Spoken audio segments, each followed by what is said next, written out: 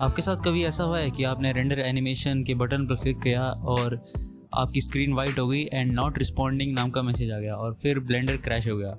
ये अक्सर होता है जब हम ब्लेंडर में रेंडर करते हैं, खासकर जब हम ईवी इंजन में रेंडर करते हैं, क्योंकि साइकिल्स धीरे धीरे कॉम्प्लेक्स कैलकुलेशंस परफॉर्म करता है और आपकी रैम धीरे धीरे कंज्यूम करता है। वहीं ईवी जो है वो एक फ्रेम को रेंडर करने के लिए फटाफट से सब कुछ कैलकुलेट करता है एंड एकदम से डिस्प्ले करता है, इसलिए वो रियल टाइम रेंडरिंग इंजन कहलाता है। इस वजह से हमारा जो ईवी है वो कुछ केसेस में काफी ज्यादा फ्रस्ट्रेटिंग बन जाता है, हमारा रेंडरिंग टाइम काफी ज्यादा बढ़ जाता है। इस रेंडरिंग टाइम को कम करने के लिए मैं आपको 5 टिप्स बताऊंगा, जिन्हें आप फॉलो करोगे तो आपका जो रेंडरिंग टाइम है वो बहुत ज्यादा कम हो जाएगा पहले के कंपैरिजन में। सबसे पहली टिप यही है कि आपको ब्लेंडर का जो लेटेस्ट वर्जन है उसको इंस्टॉल कर लेना है, क्योंकि बहुत से लोग ब्लेंडर 2.8 वर्जन को ही डाउनलोड करके रखते हैं, क्योंकि ज़्यादातर ट्यूटोरियल्स जो हिंदी में हैं वो ब्लेंडर 2.8 के ऊपर ही बेस्ड हैं। एंड बहुत से लोग आपको कहेंगे भी कि ब्लेंडर 2.8 ही डाउनलोड करो, पर दिक्कत ये है कि नए नए वर्जन्स आते हैं, उनमें नए नए फीचर्स होते हैं एंड धीरे धीरे ब्लेंडर जो ऑर्गेनाइजेशन है वो ब्लेंडर के जो सॉफ्टवेयर अपडेट्स में ब्लेंडर को ऑप्टिमाइज़ करती रहती है, जिस वजह से हमारा जो रेंडरिंग टाइम है वो कम हो जाता है।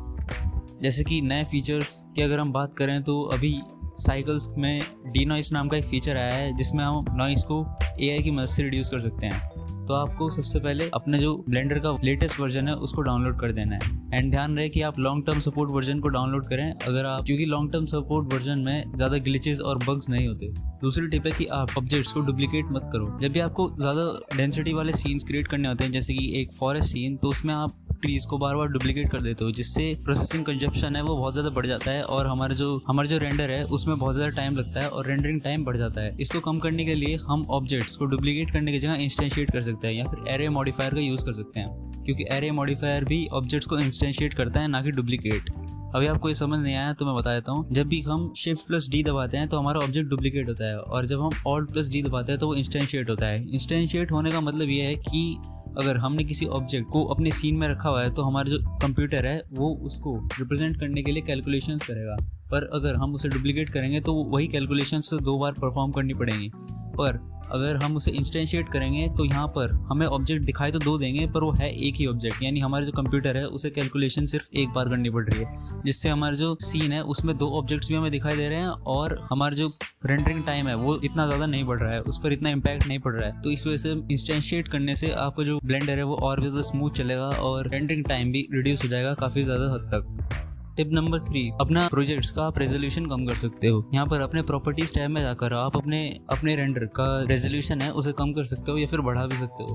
मैं आपको रिकमेंड करूँगा कि आप अपने रेजोल्यूशन को कम कर दो अगर आप एक छोटी सी क्लिप पर काम कर रहे हो या फिर किसी ट्यूटोरियल को फॉलो कर रहे हो, क्योंकि इतने ज़्यादा हाई रेजोल्यूशन की उसमें ज़रूरत नहीं पड़ती। आप उसे 720p पर भी रख सकते हो और आप यहाँ पर नीचे फ्रेम्स भी कस्टमाइज कर सकते हो। जैसे कि यहाँ पर 60 फ्रेम्स पर सेट है तो मैं इसे 24 पर सेट कर दूंगा, इससे रेंडरिंग टाइम सिग्निफिकेंटली रिड्यूस हो जाएगा। टिप नंबर 4, शैडोज़ के रेजोल्यूशन को कम कर देना। यहाँ पर आप प्रॉपर्टीज टैब में इधर इस शैडोज़ के बटन पर क्लिक कर नीचे शैडोज़ का रेजोल्यूशन भी सेट कर सकते हो। बहुत सारे केसेस में शैडोज़ का रेजोल्यूशन इतना मैटर नहीं करता है एंड नोटिसेबल भी नहीं होता, तो इस वजह से आप यहाँ पर दोनों पैरामीटर्स को आप लो कर सकते हो एंड इससे आपका जो रेंडरिंग टाइम है वो काफ़ी ज़्यादा कम हो जाएगा। टिप नंबर 5, आप अपनी ऑब्जेक्ट्स की ज्योमेट्री को ऑप्टिमाइज़ कर सकते हो। जब आप ऑब्जेक्ट्स को बना रहे हो ब्लेंडर में उन्हें रेंडर करने से पहले, तो आपको इस चीज़ का ध्यान रखना है कि आप फालतू के मैस क्रिएट ना करें, जिससे आपकी जो ज्योमेट्री है वो और ज़्यादा कॉम्प्लेक्स हो जाए। यानी जैसे कि फालतू के लूप कट्स आपको ऐड नहीं करना है, उसकी जगह आप नाइफ टूल का यूज़ कर सकते हो एंड अपनी ऑब्जेक्ट की ज्योमेट्री को आपको बेसिकली नीट एंड क्लीन रखना है, क्योंकि जो हमारा कंप्यूटर है उसे बार बार इन सब चीज़ों को कैलकुलेट करना पड़ता है, जिससे जो रेंडरिंग टाइम है वो बढ़ता है। तो आपको ऑब्जेक्ट्स की जो ज्योमेट्री है उसे कम से कम कॉम्प्लेक्स करना है। Optimising materials and textures. बहुत से लोग जब अपने प्रोजेक्ट्स पर काम करते हैं या फिर किसी ऑब्जेक्ट को बनाते हैं, खासकर जब वो बिगिनर होते हैं, तो वो ज़्यादा रेजोल्यूशन वाले टेक्सचर्स या फिर मटेरियल्स को डाउनलोड कर लेते हैं। इस वजह से जो हमारा प्रोजेक्ट है उसमें रेंडरिंग टाइम बहुत ज़्यादा बढ़ जाता है एंड हमारे जो कॉम्प्लेक्स शेडर्स हैं उनका रेजोल्यूशन ज़्यादा होने की वजह से हमारा जो हार्डवेयर है वो इतना सारा डाटा हैंडल नहीं कर पाता और धीरे धीरे कंप्यूटर स्लो होने लगता है एंड कभी कभी क्रैश भी हो जाता है। इस वजह से जब भी आप मटेरियल्स को डाउनलोड करें तो ध्यान रखिए कि आप उनका रेजोल्यूशन कम से कम रखें। एंड इन द एंड मैं आपको एक ऑब्वियस सी बात बताऊंगा कि अगर आपका हार्डवेयर ज़्यादा ही प्रॉब्लम क्रिएट कर रहा है फिर तो आपको अपने हार्डवेयर को चेंज करनी होगी एंड एक नया ग्राफिक्स कार्ड लेना ही होगा। अगर आपके पास कोई लैपटॉप है तो आपको अपना नया लैपटॉप लेना होगा, या फिर अगर आपके पास पीसी है तो आप अपने ग्राफिक कार्ड को ईजिली अपग्रेड कर सकते हो एंड नया ग्राफिक्स कार्ड आपको खरीदना पड़ेगा अगर आपका रेंडरिंग टाइम बहुत ज़्यादा हाई है। लेकिन अगर आप अभी एक बिगिनर हो तो मैं आपको रिकमेंड नहीं करूँगा एक नया ग्राफिक्स कार्ड लेकर पैसे वेस्ट करने की।